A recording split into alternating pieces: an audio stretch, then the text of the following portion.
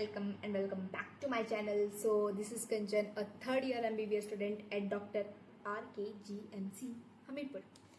तो आज की इस वीडियो में मैं आपके साथ शेयर करना चाहती हूँ अपने कुछ experiences but at the end of this video. तो सबसे पहले जो मेन मोटिव है इस वीडियो का, उसमें मैं आपको बताना चाहूँगी सेकेंड ईयर में आपको कौन सी बुक्स लेनी है, नहीं लेनी है, कि नहीं लेनी, वो आप तो आपके एंड पे हैं चीज़ें, बट मैं बता देती हूँ कि कौन कौन सी बुक्स हैं एक्चुअल में।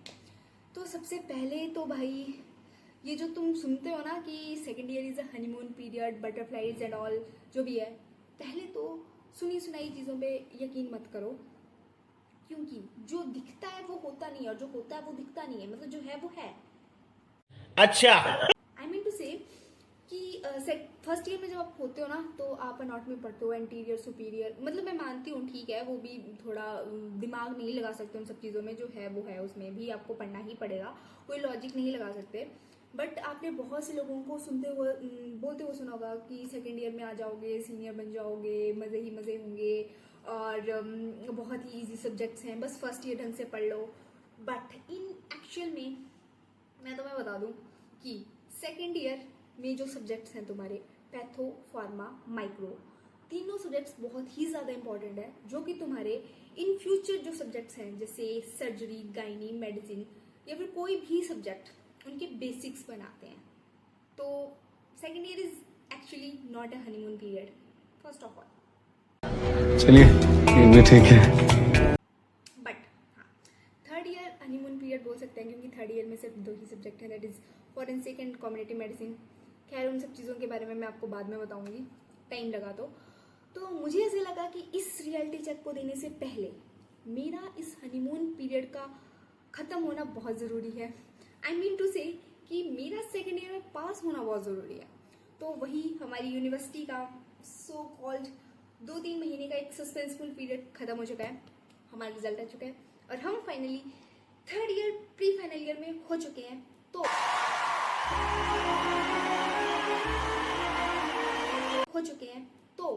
मतलब मैं आपको ज्ञान दे सकती हूँ ऑफिशियल। तो सबसे पहले शुरू करते हैं बुक्स से। तो सेकेंड ईयर में मेनली है 3 subjects, patho, micro and pharma. तो हम सबसे पहले शुरू करेंगे माय फेवरेट पैथो से। ओके, तो पैथो में बहुत से राइटर्स हैं, बहुत ज़्यादा बुक्स हैं, आपके एंड पे है आपको कौन से राइटर्स की बुक को प्रेफर करना है। लेकिन मेनली जो मेरे कॉलेज में और जो मैक्सिमम जितने भी कॉलेज है वहाँ पे जो बुक्स यूज़ होती हैं, मैं आपको उन बुक्स के बारे में बता दूँ। तो मेनली जो पैथो में बुक्स होती हैं दैट इज़ 2, ठीक है। स्टैंडर्ड बुक है रॉबिन बहुत ही ज़्यादा अच्छी बुक है। मतलब अगर आप बिल्कुल साल के शुरू से पढ़ रहे हो ना और साथ साथ में उसके नोट्स बना रहे हो, तो at the end of the year ना आपके लिए बहुत ज़्यादा हेल्पफुल रहने वाले हैं वो। लेकिन अगर आप उसको जस्ट एक रीडिंग मार रहे हो, नोट्स नहीं बना रहे हो, तो मतलब अंडरस्टैंडिंग के लिए तो बहुत ज़्यादा अच्छी है, लेकिन एग्जाम में अगर आप ऐसे चल रहे हो ना ब्लैंक, तो ब्लैंक हो जाओगे, फिर कुछ भी नहीं समझ आएगा उसमें, कुछ भी नहीं। मतलब आपके पास कंटेंट नहीं होगा कि आपको पेपर में क्या लिखना है। मैं आपको पहले बता दूं रॉबिन है कौन सी। ये है रॉबिन की वॉल्यूम 1, ठीक है। ये रॉबिन की वॉल्यूम 1 है और ये रॉबिन की वॉल्यूम 2 है। इसकी जो मेन चीज मुझे ऐसी लगती है ना कि इसमें जितने भी डायग्राम्स दिए ना, सारे स्टेप बाय स्टेप दिए हैं, कोई भी स्टेप ऐसे स्किप नहीं किया है। और इसमें मैक्सिमम इन्होंने ट्राई किया है कि जितना ज़्यादा हो सके डायग्राम्स, फ्लो चार्ट, उनके थ्रू जो है वो कॉन्सेप्ट को समझाया जाए। तो इसमें डायग्राम्स के लिए तो आप मतलब इस बुक को प्रेफर कर सकते हो, अगर आपको ये बुक मतलब कॉन्सेप्ट्स के लिए नहीं पढ़नी है।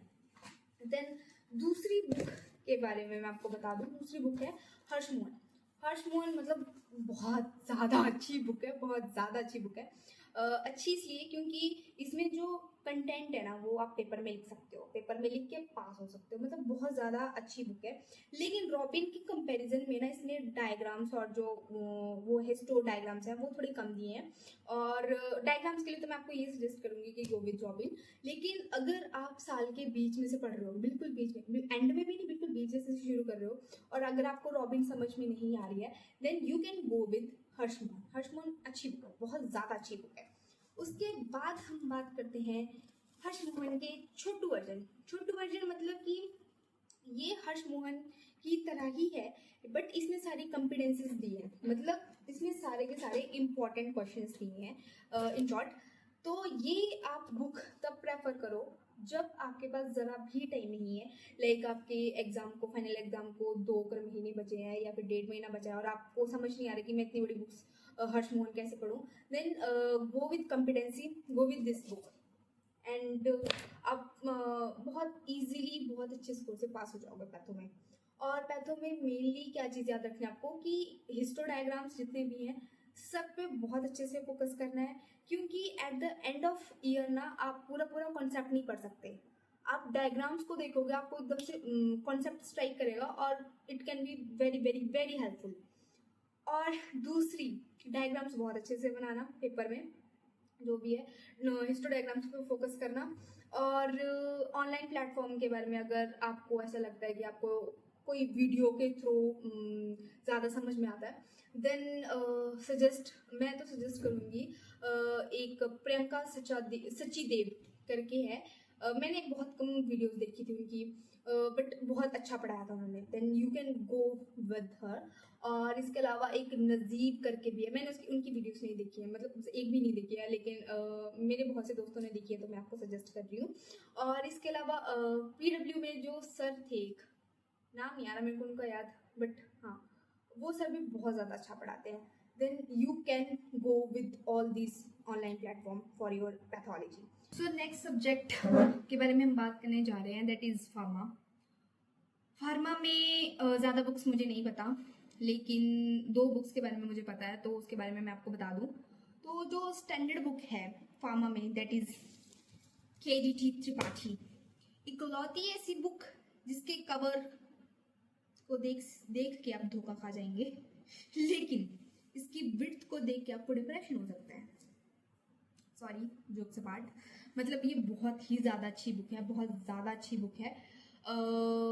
अगर आप बिल्कुल ईयर के स्टार्टिंग से पढ़ रहे हो, मतलब रेगुलर पढ़ रहे हो, तो मैं आपको ये सजेस्ट करूँगी कि आपको KDT के साथ जाना चाहिए। इतनी ज़्यादा अच्छी बुक है, मतलब हर एक हाँ मतलब थोड़ी सी मतलब अंडरस्टैंडिंग में आपको दिक्कत आ सकती है बिल्कुल शुरू में, लेकिन अगर आप इस बुक का पहले दो चैप्टर पढ़ लोगे ना, दैट इज जर्नल, फार्मा और ANS, तो उसके बाद मैं ये नहीं बोल रही कि आपके फार्मा के सारे कॉन्सेप्ट क्लियर हो जाएंगे, लेकिन मैं आपको ये बोल रही हूँ कि फार्मा की 50 to 60% प्रॉब्लम्स जो होती हैं वो उन ही 2 चैप्टर्स को पढ़ के सॉल्व हो जाएंगी। तो उन 2 चैप्टर्स को पढ़ने तक आपको ये बुक पढ़ना थोड़ा मुश्किल लग सकता है, लेकिन उसके बाद बहुत स्मूथली चलती है चीज़ें, तो थोड़ा पेशेंस रखना। और इसमें जो मैं आपको बता दूं कि इसकी जो वो है, जैसे कि इसमें कोई भी ड्रग दिया है, कुछ भी दिया है ना, तो मतलब पूरा सीक्वेंस में दिया, पूरा लेबल्ड है वो सारा, कि पहले उसकी इंट्रोडक्शन देंगे, फिर उसकी क्लासिफिकेशन देंगे, फिर उसके बाद उसकी इंडिकेशन, कॉन्ट्राइंडिकेशन, उसकी डोजेस फॉर्म, उसका अल्टरनेटिव, उसका जो भी है अल्टरनेटिव डोजेस फॉर्म, वो सारी चीज़ें इसमें दी गई होंगी, ठीक है। और बहुत ही अच्छे से फ्लो चार्ट और डायग्राम के थ्रू भी मतलब इसमें चीज़ों को समझाया गया, तो मतलब मैं आपको यही, और क्लासिफिकेशन बहुत अच्छी दी गई है, द मेन पॉइंट। तो मैं आपको यही सजेस्ट करूँगी, बाकी आपके अपने एंड पे हैं चीज़ें कि KDT त्रिपाठी पढ़े। हाँ थोड़ा मुश्किल है इसको पढ़ना, लेकिन अच्छी बुक है, मतलब टू बी ऑनेस्ट अच्छा रिव्यू है इसके। उसके बाद अगर आपके पास ज़रा भी टाइम नहीं, लाइक 2-3 महीने बचे एग्जाम के लिए और आपको ये बुक नहीं पढ़ी जा रही है, देन गो विद शानबाग। मेरी क्लास के बहुत से बच्चों ने शानबाग पढ़ी है। मतलब एक तो पहली बात कि वो थोड़ी पतली बुक है, तो उसको देख के आपको थोड़ा हिम्मत आएगी कि नहीं भाई हम पढ़ सकते हैं, हो जाएगा, तो एक कॉन्फिडेंस बिल्ड कर सकती है वो। और उसके बाद जितनी भी चीज़ें हैं ना उसमें इम्पॉर्टेंट सारी चीज़ें नहीं, इम्पॉर्टेंट बहुत ही समराइज करके दी गई हैं। और एग्ज़ाम के एंड, मतलब जब एग्ज़ाम टाइम होगा तो आप उस बुक को प्रेफर कर सकते हो। और रही ऑनलाइन सोर्सेज के बारे में बात, तो मैंने जो फार्म है वो अंकित सर से पढ़ी थी, जो PW उसमें मैड में पढ़ाते हैं। मैं कोई PW की प्रमोशन या पब्लिकेशन नहीं कर रही हूँ, सबका अपना अपना रहता है, तो मतलब मुझे उनकी लेक्चर्स अच्छे से समझ आ रहे थे, तो मतलब मेरे को हेल्पफुल लगे, तो मतलब मैंने उनसे पढ़ा। और इसके बाद जीआरजी के बारे में मुझे थोड़ा टाइम बाद पता लगा था, वो भी बहुत ज़्यादा अच्छा पढ़ाते हैं। मैंने कुछ कुछ कॉन्सेप्ट पढ़े थे उनसे, लेकिन मुझे अपना सोर्स एकदम से शिफ्ट नहीं करना था, तो मैं जीआरजी के साथ नहीं गई। तो आप देख सकते हो, आप मतलब अगर आपको जीआरजी के साथ जाना है या फिर किसी ऑनलाइन या फिर कोई आपने प्लेटफॉर्म लेके रखा है, अगर वहाँ के टीचर से पढ़ रहे हो देन वेल एंड गुड, वो आपकी चॉइस है। उसके बाद हम बात करते हैं फार्मा। तो गाइज हमारी जो लास्ट बुक है, मतलब लास्ट सब्जेक्ट है, वो है माइक्रो। तो माइक्रो में तुम्हारी 1 and 1 बुक, मतलब तुम्हारा प्यार, तुम्हारी मोहब्बत, तुम्हारा इश्क बस एक ही बुक से होना चाहिए, दैट इज़ अपूर्वा शास्त्री। इतनी ज़्यादा अच्छी बुक है, इतनी ज़्यादा अच्छी बुक है, जो कि मुझे साल के लास्ट में आके पता चला कि बहुत ज़्यादा अच्छी बुक है। तो बहुत ज़्यादा अच्छी बुक है, हर एक चीज़ बहुत ही ज़्यादा अच्छे तरीके से दी है। मतलब देखने में छोटी सी बुक लगती है तुम्हें, ये सिर्फ इतनी सी बुक, लेकिन एट द एंड तुम्हें कुछ भी याद नहीं रहेगा। तुम इतनी बार इन सब चीज़ों को पढ़ोगे, लैब डायग्नोसिस को, माइक्रो ऑर्गेनिजम्स के बारे में, लेकिन तुम पेपर में लैब डायग्नोसिस में ELISA, sample collection, PCR, VDRL, MALDI TOF, Vitek, बस यही सब चीज़ें लिख के आओगे। टू बी ऑनेस्ट तुम यही सब चीज़ें लिख के आओगे। तो हमारे यहाँ ऐसा ही होता है। तो मैं बस यही चीज़ बोल रही हूँ तुम्हें कि माइक्रो में तो तुम अपूर्वा शास्त्री पढ़ो, शुरू से ही पढ़ना शुरू कर दो इसको। बहुत ज़्यादा अच्छी बुक है, बहुत ज़्यादा अच्छी बुक है। और ट्राई करो कि तुम जब लैब जा रहे हो तो जो कल्चर मीडिया है वहाँ पे आपस में ग्रुप में डिस्कशन करो, जो भी मतलब वहाँ पे जो स्पॉटिंग्स वगैरह होती है, तुम उनको सब चीज़ों को ढंग से देखो कि क्या क्या चीज़ें यूज़ हो रही हैं, कौन से मैथड से यूज़ हो रही हैं। तो इन सब चीज़ों को याद करना बहुत ज़्यादा आसान रहता है इन सब चीज़ों से। तो ये था सेकेंड ईयर की बुक्स के बारे में। तो अब मैं आपको बता रही हूँ कि ऑनलाइन प्लेटफॉर्म आपको कौन कौन से यूज़ करने हैं। तो ऑनलाइन में एक है मैरो, सेरिबेलम, प्रेपलैडर और पीडब्ल्यू।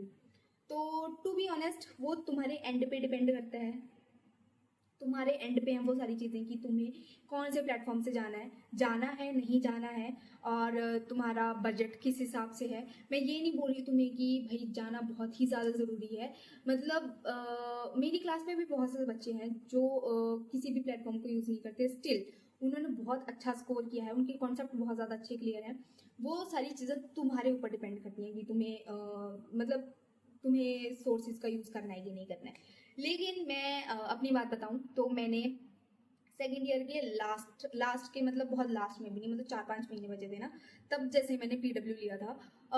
पीडब्ल्यू इसलिए लिया था क्योंकि मुझे ऐसा लग रहा था कि अगर मैं मैरो में इन्वेस्ट करती हूँ या फिर कहीं और इन्वेस्ट करती हूँ और फिर मैं अगर उनके लेक्चर्स नहीं पढ़ पाऊंगी तो इतनी ज़्यादा अमाउंट इन्वेस्ट करने के बाद मुझे ज़्यादा दुख होगा कि मैं नहीं पढ़ पा रही हूँ। और पीडब्ल्यू में कुछ अमाउंट इन्वेस्ट करने के बाद अगर मैं नहीं भी कर पाऊंगी तो मेरा दुख थोड़ा सा कम होगा, थोड़ा सा। देन मैं ये बड़ी अच्छी बात कही आप। थोड़ा सा देन मैं पीडब्ल्यू के साथ गई और मैंने उनके सारे लेक्चर्स नहीं देखे, जो कि मेरी सबसे बड़ी गलती थी। तो आप ये गलती मत करना। तो क्योंकि मेरे दिमाग में वही सब चीज़ें घूम रही थी ना कि second year is a honeymoon period. तो मैं आपको बता रही हूँ कि second year is not a honeymoon period. तुम्हें पढ़ना है, हम नहीं पढ़े वो अलग बात है, लेकिन तुम्हें पढ़ना है। तो मैं तुम्हें बता दूँ कि मैंने पीडब्ल्यू से पढ़ा था, लेकिन फिर भी अच्छे स्कोर आ गए मेरे, पास हो गई हूँ मैं। Ya no hay camino que recorra tu pasado, tan solo cicatrices de batallas por तो जो पीडब्ल्यू वालों ने ना मेरे को ये दिए थे फर्रे। मतलब जब तुम इनरोल करते हो ना उसमें, तब तुम्हें मतलब वहाँ पे ऑप्शन आता है कि तुम्हें ये फर्रे लेने हैं कि नहीं लेने हैं। तो ये तो फ्री में मतलब एड्रेस वगैरह डाल के पैथो, माइक्रो और फार्मा, मतलब तीनों सब्जेक्ट्स के अलग अलग से है। ये माइक्रो है, ये पैथो है, ये फार्मा है। तो इनमें क्या है कि फर्रे मतलब frequently asked regularly repeated exam questions, मतलब इसमें 100 क्वेश्चन दिए हैं। मतलब पूरी तुम्हारे सब्जेक्ट्स हैं, जैसे पैथो है, फार्मा, माइक्रो, उन सबके 100 क्वेश्चन दिए हैं। जो मोस्ट फ्रिक्वेंटली आस्क्ड क्वेश्चन है ना एग्जाम में, वो सारे दिए हैं। तो ये तुम्हारे एग्जाम टाइम पे बहुत ज़्यादा यूजफुल रहते हैं, बहुत ज़्यादा यूजफुल रहते हैं। तो ये था इन सब चीज़ों के बारे में। और लास्ट में मैं आपको यही बोलना चाहती हूँ कि ये जो तुम लोगों की मिथ है ना कि second year is honeymoon period, मतलब पूरी वीडियो में तो वही बोला मैंने कि नहीं है, तो इतना तो तुम शायद समझ ही जाओगे। और बाकी मैं तुम्हें ये बोल दूँ कि जिन लोगों को ऐसा लगता है कि MBBS में आने के बाद मज़े ही मज़े हैं, ये है वो है, तो मैं तुम्हें एक ही चीज़ बोलना चाहती हूँ कि किसी की स्टोरी से ना और किसी के स्ट्रगल से तुम कुछ टाइम के लिए इंस्पायर हो सकते हो, लेकिन वो चीज़ तुम्हारे लिए काम नहीं करेगी, कभी भी काम नहीं करेगी। वो चीज़ तुम्हें गाइड कर सकती है, लेकिन उस पाथ पे तुम्हें खुद से चलना है। मतलब तुम इस चीज़ को ऐसे भी समझ सकते हो कि जैसे हम 10th में होते हैं, तुम्हारे पेरेंट्स हमें बोलते हैं कि भाई 10th कर लो उसके बाद मजे मजे, 12th कर लो उसके बाद मजे मजे। 12th वाले बच्चे को ऐसा लगता है कि भाई कॉलेज जाने वाले जो बच्चे हैं उनकी लाइफ सेट है, और जो कॉलेज में बंदे हैं उनको ऐसा लगता है कि जॉब में जो जॉब कर रहे हैं उनकी लाइफ सेट है, और जो जॉब वाले हैं वो ये सोचते हैं कि इनकी लाइफ कितनी अच्छी है। मतलब लाइफ के हर फेज में हर इंसान अलग अलग स्ट्रगल के साथ, मतलब अलग अलग स्ट्रगल को फेस कर रहा है। अब सबके अलग अलग स्ट्रगल्स हैं। जैसे जो नीट एस्पिरेंट्स हैं उनको ऐसा लगता है कि भाई एमबीबीएस में आने के बाद मजे मजे हैं, ये है वो है, और जो एमबीबीएस में आ गए हैं ना उनके अपने अलग अलग स्ट्रगल्स हैं। जैसे कि मैं 3rd ईयर में हूँ, तो मुझे ये वो है कि भाई मुझे अपने टर्म्स पास करने हैं, मुझे अपने सेंडअप्स में अच्छा परफॉर्म करना है, मुझे क्लास में अच्छा परफॉर्म करना है, और मतलब उसके बाद फाइनल ईयर के 11 सब्जेक्ट्स, बहुत ज़्यादा प्रेशर है। तो मतलब मैं यही सब चीज़ें बोलना चाहती हूँ तुम्हें एट द एंड कि सबकी लाइफ में सबकी अलग अलग स्टोरीज होती हैं।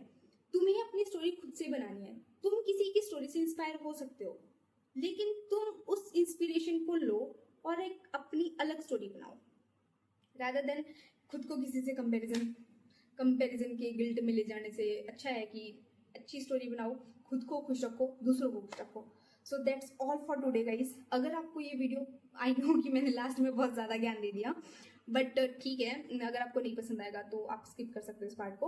और मैं बस यही बोलना चाहती हूँ कि वीडियो पसंद आई हो तो like, comment and share and subscribe my channel. Bye bye.